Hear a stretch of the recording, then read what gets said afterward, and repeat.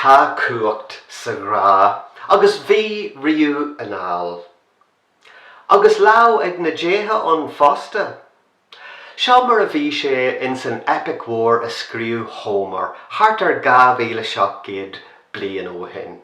Tá Odaiséis a géirí a bhealach a dhéanú a bhalla hiag a bhain céile Penelope in dhé dóibh a bheith scartha scór bliain óna chéile.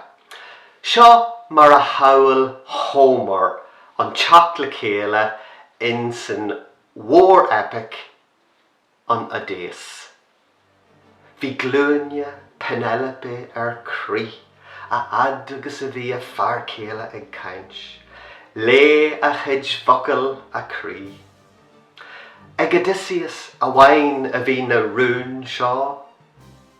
Rís sí hiige agus í dal ag na jóra.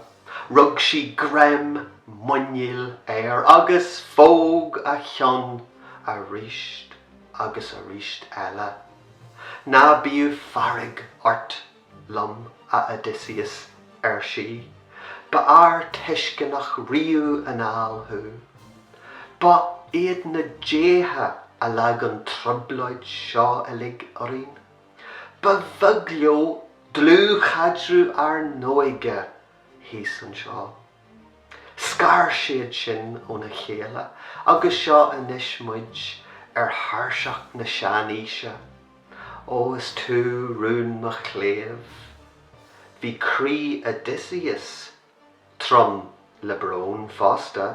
Chin sé jóra ar cheann a bhrá. Chur séad an ailse chéine ribh chéile an sin agus a chorthú marnéalaí ribh an trá in dhé dóibh teach sláán ó honta a máite ar hiúil ó grem Poseidon.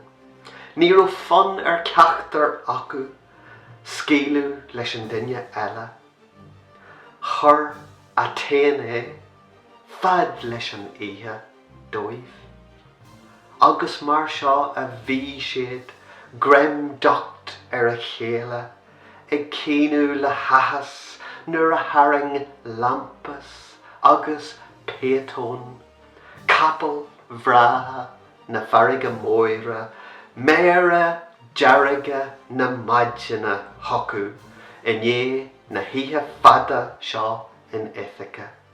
Mar a rinn siad ó thús ama gan tep. Agus an sin le bracú an lé dír Odaiséis ar a bhain céile Penelope gul a lé.